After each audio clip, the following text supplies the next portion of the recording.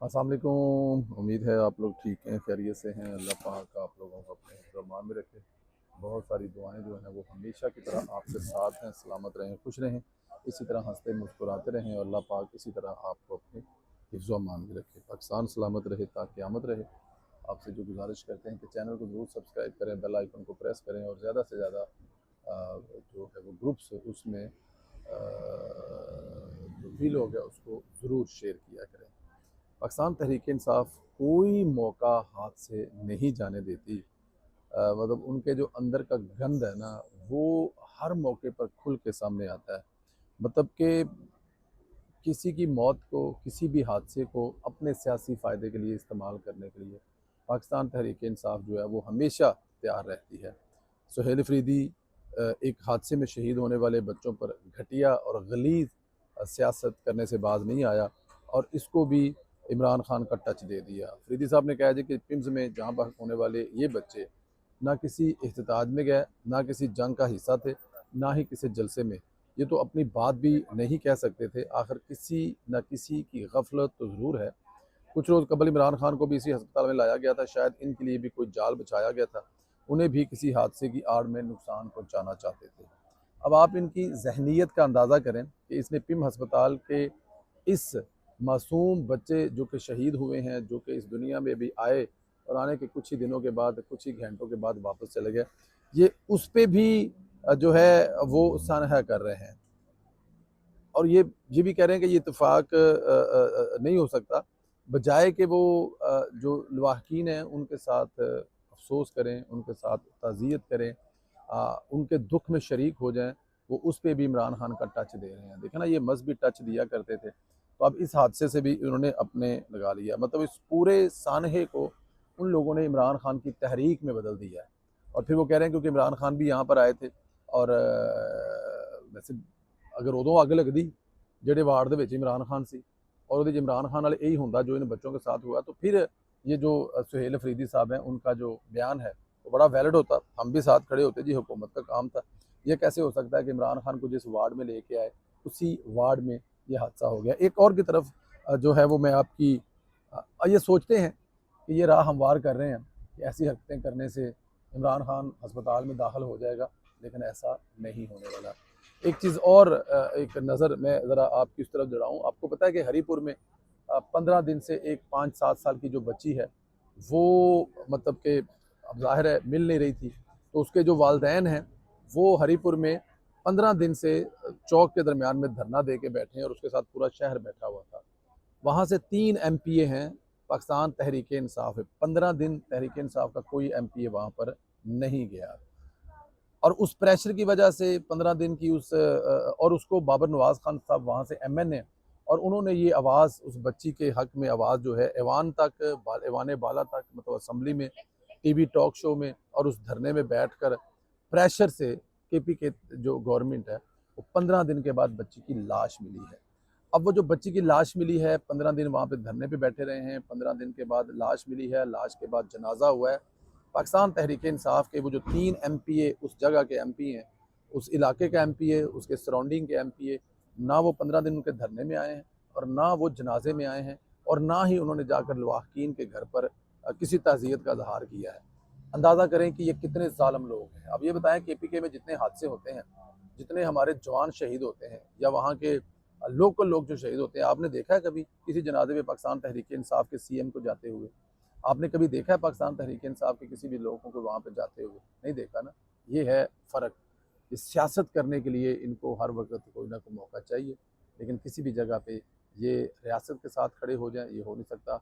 हाँ, एंटी रियासत करने के लिए 24 आवर ये अवेलेबल होते हैं।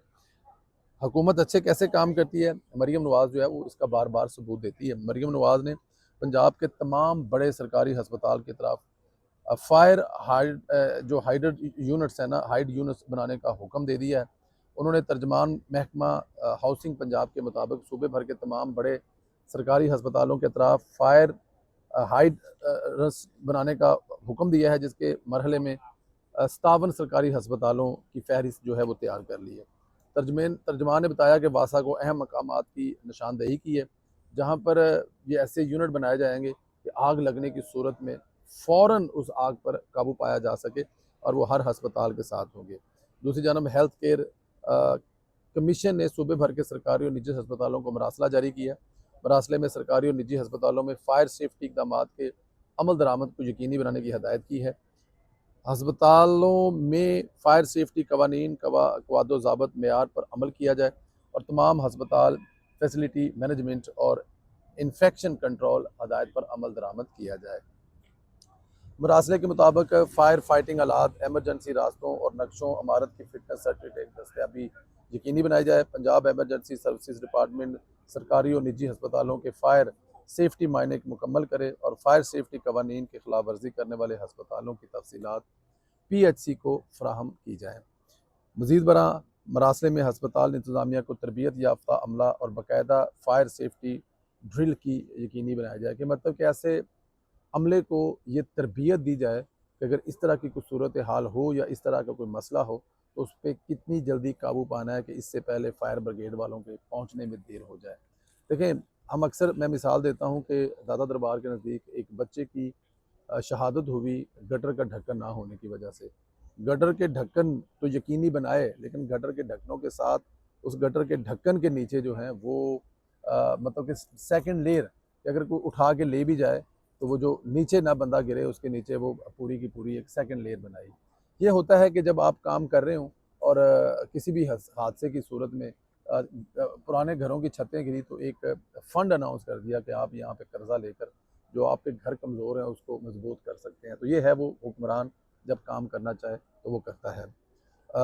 मुस्लिम लीग नून ने बैरिस्टर इफ्तिखार गिलानी का नाम वज़ीर आज़म आज़ाद कश्मीर के लिए कन्फर्म किया है। मरियम औरंगज़ेब साहिबा ने इसको ट्वीट करके ज़ाहिर बताया और रिपोर्ट्स के जो वज़ीर आज़म हाउस में आज़ाद कश्मीर में हुकूमत साजी के हवाले से अहम मशावरती इजलास हुआ है। इजलास में राना सनाउल्लाह, ख्वाजा साद रफ़ीक, ग़ुलाम शाह कादर, राजा फ़ारूक हैदर, नौ मुंतब speaker Chaudhry Tariq Farooq, deputy speaker Ahmed Raza Qadri और बैरिस्टर इफ्तिखार गिलानी भी इसमें शामिल थे। और ज़राए के मुताबिक इजलास में आज़ाद कश्मीर हुकूमत साजी पर तफसीली गुफ्तगू हुई है। मुस्लिम लीग नून की हुकूमत जो है वो हुकूमत साजी के लिए तमाम इकदाम कर रही है और ज़राए के मुताबिक बैरिस्टर इफ्तिखार गिलानी का नाम वज़ीर आज़म आज़ाद कश्मीर के लिए फ़ाइनल कर दिया गया और बैरिस्टर इफ्तिखार गिलानी टेक्नोक्रेट की सीट पर मुंतखब हुए हैं। इजलास में हुकूमत साजी के आइंदा लाहे अमल और दीगर अमूर पर भी गौर किया गया।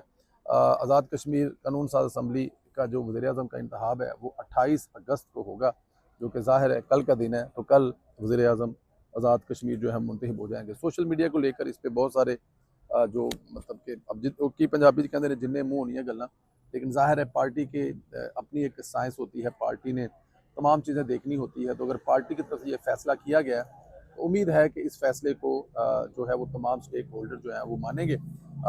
सोशल मीडिया पे जो लिखा जाता है, सोशल मीडिया पे जो कहा जाता है, ये बड़ी खूबसूरत चीज़ है कि आप अपने दिल की बात लिख सकते हैं। किसी को इतराज़ है कि वो स्पेशल सीट पर आए हैं, किसी को इतराज़ है कि वो हार के आए हैं, किसी को इतराज़ है जो जीते हुए हैं उनका क्या कसूर है। लेकिन यहाँ पर बहुत सारी चीज़ें और भी ऐसी हैं, मगर अहम एनी हाउ इसको आगे वाले वीलॉग में जाके डिस्कस करेंगे। इमरान खान की तरह 3 कैदियों की प्राइवेट हस्पताल इलाज और बैरून मुल्क टेलीफोनिक दरखास्तों पर 1.5 घंटे के फ्री कैन के दलाइल के बाद इस्लामाबाद हाई कोर्ट के जस्टिस मोहम्मद आसफ ने फैसला महफूज कर लिया। कैदियों ने पूरा प्राइवेट हस्पताल इलाज और बैरून मुल्क टेलीफोनिक गुफ्तगू के इमरान खान केस में सुप्रीम कोर्ट के अबूरी हुक्म की रोशनी में दरखास्तें दायर की हैं और 23 अगस्त को केस फाइल हुआ है और 24 अगस्त को नोटिस और आज 26 अगस्त को केस मुकम्मल हो गया। ये होना था। जब आप ऐसे फैसले करेंगे ना, मुझे अदालत के फैसले पे तो ज़ाहिर कोई इतराज़ हो नहीं सकता, ना ही किया जा सकता है, लेकिन जब आप फैसले करेंगे जिसकी कोई पहले से कोई मिसाल मौजूद नहीं है, कानून में लॉ में किसी जगह पे उसकी कोई मतलब कि ऐसा कुछ है नहीं है, फिर उसके बाद यही होगा। अब 3 कैदी नहीं है, ये अब हज़ारों कैदी आएंगे कि जी हमारा प्राइवेट इलाज करवाया जाए। हलीमा खान और नौरीन बीबी के जो आंसू हैं ना, वो पाकिस्तान तहरीक इंसाफ को बड़े नज़र आ रहे हैं और वो ज़ाहिर है बहनें हैं, उनके आंसू बहेंगे भी, कोई शक नहीं है। लेकिन जब मरीम नवाज़ के आंसू कोर्ट में याद है आपको, वो अपने बेटे जुनैद के कंधे पे सर रख कर रो रही थी ना, तो बड़ा मजाक उड़ाया गया था। जब नवाज शरीफ हॉस्पिटल में थी और नैब से वापसी पर मरीम नवाज साहबा ने अपने बाप को देखने की ख्वाहिश का इजहार किया, जज से कहा, नैब को कहा, तो वो कोई उनमें से नहीं माना। उन्होंने कहा नहीं जी, ऐसा कोई कानून नहीं है कि आपको रास्ते में जाते हुए किसी कैदी से मिलाया जाए जो कि इस वक्त इलाज करवाने की सूरत में हस्पताल में है, वो जो आंसू है ना वो भी किसी को नज़र नहीं आते। नवाज शरीफ साहब, मरीम नवाज जब लंदन से वापस आ रहे थे कैद भुगतने के लिए, सज़ा भुगतने के लिए, जो कि नाजायज़ और नाजायज़ सज़ा थी, तो उस वक्त जो उनकी वालदा मरीम नवाज साहिबा की इस दुनिया से अ, यकीन था, मरीम नवाज साहिबा को बीमारी का पता था, लेकिन इसके बावजूद माँ को आखिरी सांसें लेते हुए छोड़ के आई थी। वो आंसू भी किसी को याद नहीं है और ना वो किसी को आंसू है, बल्कि उन आंसुओं पर तो मजाक उड़ाया जाता था। तो देखिए, वक्त बड़ा तेज़ी से गुजरता है, मकाफात अमल कहा जाता है। मैं आज भी यही कहूँगा कि हमें भी एहतियात करनी चाहिए, हमें भी किसी की बीमारी का मजाक नहीं उड़ाना चाहिए, हमें भी अलीमा खान साहबा, नौरीन खान साहबा पर ऐसी बातें नहीं करनी चाहिए, क्योंकि वक्त एक जैसा नहीं रहता। दुश्मन मरे थे खुशी ना करिए, आपने हम टूट जाना, लेकिन पाकिस्तान तहरीक इंसाफ को ये बताना और समझाना काफ़ी मुश्किल काम है। वज़ीर पंजाब मरीम नवाज शरीफ चीन में मौजूद हैं। मरूफ टायरन विजडम डेयरी कंपनी के हेड क्वार्टर का दौरा किया, जहाँ उन्होंने जदीद डेयरी फार्मिंग और मिल्क प्रोसेसिंग के मुख्तलिफ शोबों का मुआयना किया, ब्रीफिंग ली। मरीम नवाज ने कहा कि पंजाब में लाइफ स्टॉक की बेहतरी और फ़रोग़ के मनसूबे नतीजा खेज साबित हो रहे हैं। देही खवातीन की माली और खुद मुख्तारी मवेशियों की अफजाइश नस्ल की खसूसी प्रोजेक्ट्स कामयाबी से जारी हैं, जबकि मवेशियों को फरबा करके मीट प्रोडक्ट के लिए तैयार किया जाता है। चीन के इश्तराक से पंजाब में जदीद मिल्क और डेयरी प्रोसेसिंग प्रोजेक्ट कायम करना चाहते हैं, और ये मरीम नवाज ज़ाहिर है जो जो ठान लेती हैं वो करके रहती हैं। पंजाब में देखें, पंजाब 16 करोड़ लोगों की आबादी वाला सूबा है, एग्रीकल्चर सूबा है, सबसे ज़्यादा एग्रीकल्चर होती भी हमारे पंजाब में, ये पूरे पाकिस्तान के बाकी सूबों के, पंजाब जो है वो बाकी सूबों को भी साथ लेके चलता है। तो 16 करोड़ के सूबे को ऐसे बहुत सारे मंसूबे चाहिए कि मरीम नवाज अगर हर रोज़ भी, अब आपके सामने वो हर रोज़ ही किसी न किसी मंसूबे का ऐलान कर रही होती हैं, और यही वो वजह है कि पंजाब में जो ज़िंदगी है वो पहले से बहुत बेहतर है। लोग जो हैं बहुत ही अपने आप को देखें ना, दूसरे सूबों वाले कहते हैं कि सानू मरीम नवाज चाहिए। वो वसीम अख्तर साहब कराची से आए, वो कहते हैं कि यार हम नवाज से कहेंगे अपनी बेटी कराची भेज दें, अपनी बेटी को सिंध भेज दें। अल्लाह पाक मरीम नवाज साहिबा को सलामत रखे, खुश रखे। अल्लाह पाक आपको भी सलामत खुश रखे। चैनल को जरूर सब्सक्राइब करें, बेल आइकन को प्रेस करें और ज़्यादा से ज़्यादा व्हाट्सअप ग्रुपों में लिंक शेयर करें। अब अगले वीडियो में फिर आपसे मुलाकात होगी। अल्लाह हाफिज़।